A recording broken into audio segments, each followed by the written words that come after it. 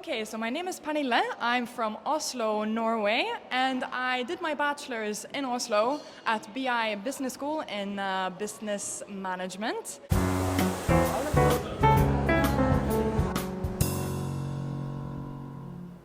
I'm Salih. I'm from Turkey. I come here with the scholarship of Minister of Foreign Affairs of Italy with the Invest Your Talent in Italy program.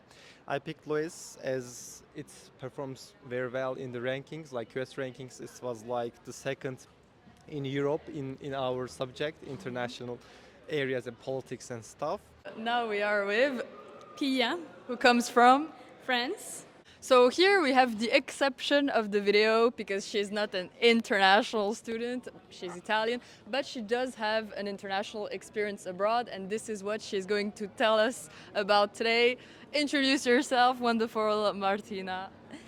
Thank you for this wonderful opportunity, Charlotte. So, I'm an international student just because in my bachelor's I went to Poland, but I think that I am a traveler student because I moved from Ascoli Piceno to Bologna, then to Poland, then I came in back in Rome. So, I experienced a lot of differences also between the private and public university. The reason why I'm here is kind of it's kind of just fate, I feel. Yes. I was going to do my exchange first, like I was thinking going far away, trying something completely new, but due to COVID, I was kind of scared of my exchange being cancelled if I went too far, so I ended up going to Rome. I went here to LUISS, and I just completely fell in love with the city, to be honest. The language is beautiful, the people here are so helpful, so kind, generous, very inclusive. So when the time came for me to kind of do my master's, I saw the Global Management and Politics program and I thought, that's interesting, and it's in Rome. And so you did your bachelor in Turkey, right? What is the difference with the university there and here, like the difference with the classes, the exams? What are the things that you like most, that you like less? Tell us a bit about your journey in that way. In Turkey, my university was a perfect imitation of the US successful United States institutions like universities. They perfectly imitate the system there, the examination and the presentation as well.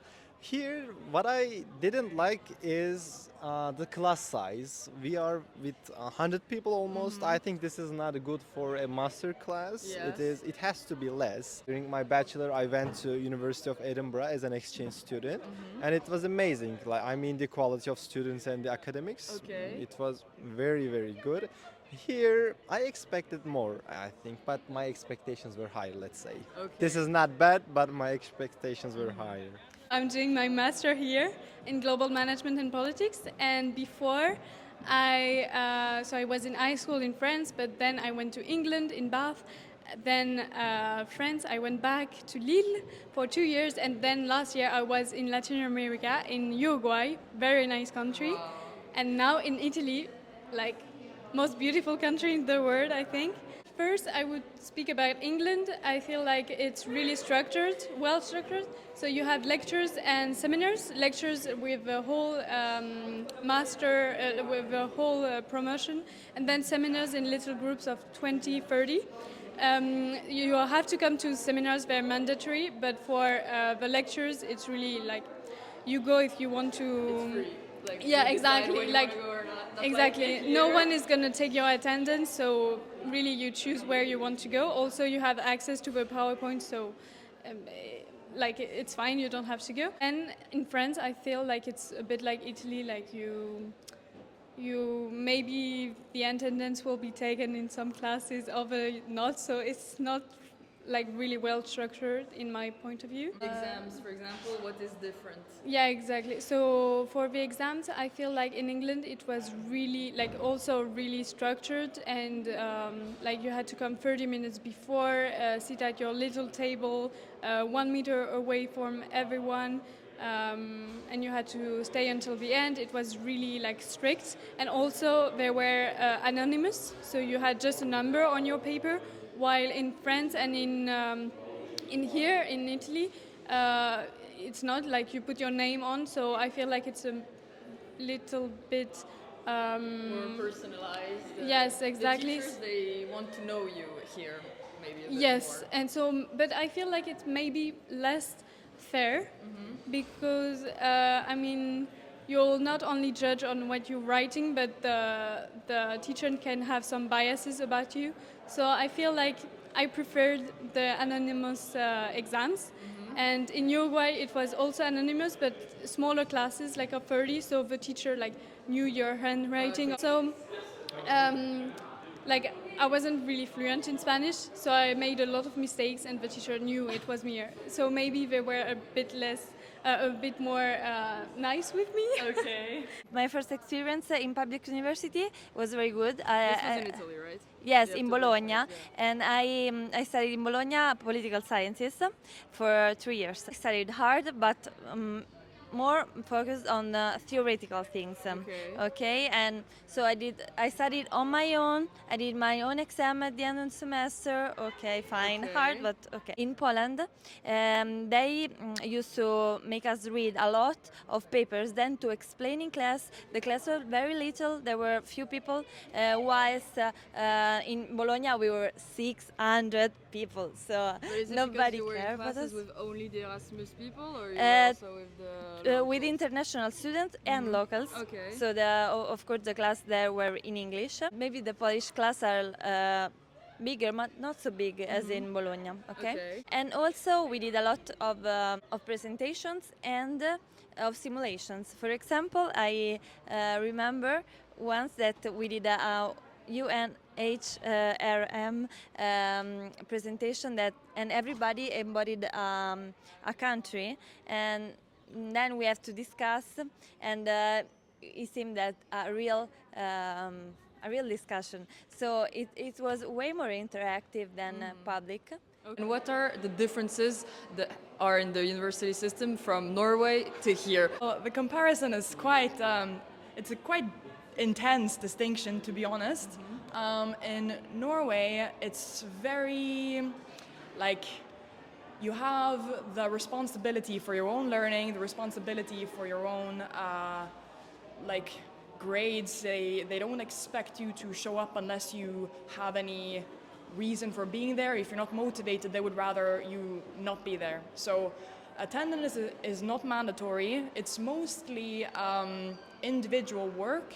In a master's degree, it's going to be more group work, but the groups are small, of like 3 people. Here I feel like there's a lot of different collaboration. You're in these groups. These groups are big, which means you get to, or you're going to be facing a lot more clear challenges than you would in Norway, which I think is both, it's maybe a little bit of a con while I'm here, but I think that after I finish, it's going to be better training perhaps into teamwork, into working with different cultures. That's also a reason why I came here to Rome. I was feeling like I needed to challenge myself a little bit, get out of my comfort zone. Being in Rome, that is definitely a pro, but I do miss my freedom of being in Norway. I miss having the chance to choose for myself what I find important and what I think is not so important for my learning. I miss also the way of examination. It's more understanding based. It doesn't focus so much on the details. It's mostly about, do you understand the core of the course? Could you use this in your future work life? Here I feel like I'm not necessarily learning so much theory as I would in Norway. So it's more practical here. I feel like it's more practical, but at the same time they focus more on details, like theoretical details that would not matter so much in Norway. Like in Norway, you will generally have a lot of help. Like you can use your notes, or a lot of the exams are at home, so you have everything at your disposal. But they challenge more your critical thinking. They phrase the exams in a way where it's not going to help you that you have all of the materials. Notes, yeah. Like you need to find a way to write typically an essay of your opinion. What do you think? Use the theoretical frameworks in a practical way to show how deeply you understand how it, like the actual content, not just the superficial stuff. And that I kind of miss a little bit, but it's up to your perception, your preference. I'm more used to the Norwegian kind, so it's easier for me there. But I do think it's good for everyone to challenge your mindset a little bit and your way of working, because it exercises your brain in a different way. And what do you think, as an international student here, that it's easy for you to integrate yourself in the university life in the city of Rome, compared to, for example, well, an international student that would go in your home country? At the beginning, things were very difficult.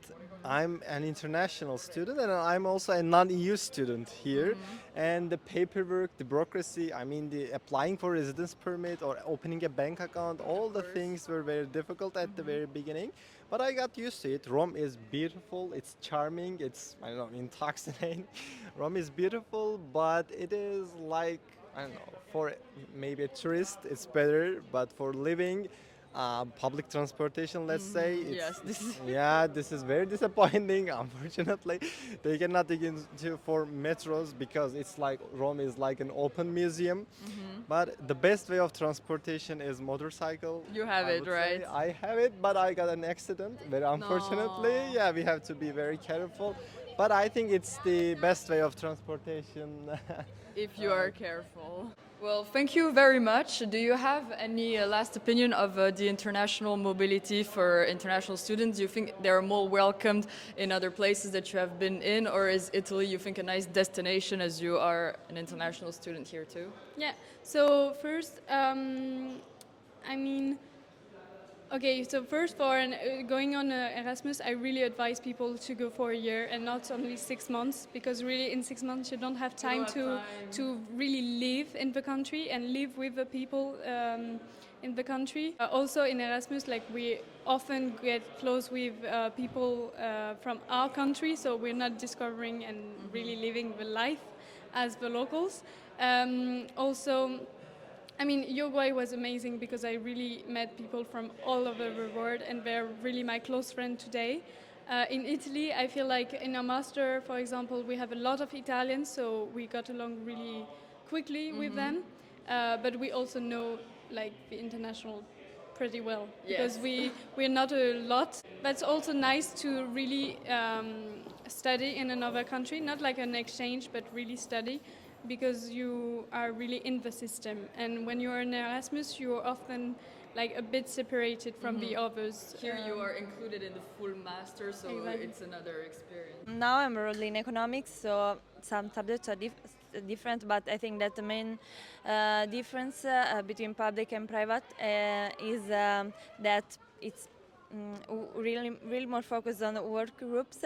The first thing that I saw and noticed is the Group projects the value a project. lot. And so it brings you to stay all the time at university with the people, and it's a good thing, I think. And also I noticed that the private university organizes a lot of extra school works, okay, in the afternoon. That you are kind of a pro The- in, right? You can see by my bags that I'm doing all of them. So theater, maybe Excel course, the language courses for foreign students, and so it's really entertaining. En français, non? Yeah, Is no, the what? French that you're doing? I don't know. No, I wanted to, but no. Ah, okay. I would have done French, but it was too many. I do theater, for L'année example, prochaine. Next year. next year. Okay. I think actually Italian and Norwegian culture in that way are a little bit similar. Okay. I feel like it's in a way that a lot of people are more comfortable with what they know. So you might have to make an effort to place yourself in a way where you're at their disposal. I feel like you have to make the first move. But once you do, they're gonna be super kind, very welcoming, take you in. Here I feel like maybe friendships happen a bit faster than they do in Norway. You get friends a little bit faster here, so it might be a little bit easier coming in. However, in Norway, once you get a friend, they're friends for life. We don't get close friends that easily. So if you make an effort and show that you're open and willing and gonna make an effort to submerge yourself in the culture a little bit, you're going to be included for life. Like, friends in Norway are very loyal. So it depends. If you want to stay, for life, I would go to Norway. If you want to Okay. have fun, I would go here. And finally, can you tell us about your future perspective? Do you want to pursue your career, or at least start it here in Italy, or do you have other horizons that you would like to explore before? I don't think I'm gonna do any internship or first position in Italy because I feel like it's really hard, and also you have to speak like Italian, so- Italian fluently. So that's not my case. So I would prefer either to go to Spain just because I can speak Spanish. okay, yeah, So I think it's easier for me, For you, yeah. and it's like in between France and Italy. But maybe France for like a year or two. But I really want to work Paris abroad. or- Yeah, in Paris. I Paris. feel because I've been away for a long time now. I feel like I want to go back like for a year or two. But then of course travel. Would I stay in Rome after completing this masters? I would like to. Let's say I would Okay. like to, but You wouldn't come back, yeah, go back to Turkey. I don't know. We will see. We will Okay. see. And would you advise someone from Turkey to come here, or do you have other destinations that you think would fit better an international student in general? Yeah, actually, it depends what you're expecting. But I'm here because I got this scholarship. It was my Yes, best. the scholarship. Yeah, it was my best option. Alright. But Italy, I admire it. It is very generous for the scholarship, Okay. and that's why, of course, it's a good destination. And if you come from Turkey, you will probably get this. I didn't get these regional scholarships, Okay. but I know where people are getting them, and Italy is very generous in terms of this. Yeah, I advise it, of course, to people from Turkey. Perfect. Well, thank you very much for your participation and best luck for the future. It was my pleasure. One thing that I know is that I don't want to come back to my city, to my town. But I think that I really like Rome. I like the environment. I like all the possibility that it can give you because it's plenty of both firms, but also I think that being all the political system and institution here, you can also have a lot of opportunities to do the public career here. And for me, it is a dream, like working for some. Like it's your field that you want to be in, so it's a Yes. nice place to be at. Yes, because there are a lot of public-private partnerships in general, and I like to work in the public system, but like as an internal technician, maybe something about economics. So this is my dream, and I think Rome is a really good Place to start. and place to start for my career, and I hope Luis will help me because I pay a lot. Okay, so I have a boyfriend here. He's Italian. Of course. As one does. I'm not sure. I feel like it's more realistic of me to think to go back to Norway just because the wages are very much Yes, higher. this is of So course, the financial incentives are more intense to go back. Also, you're gonna have a lot more responsibility as a person starting out because we usually start working from a very young age. I've already gained quite a lot of working experience.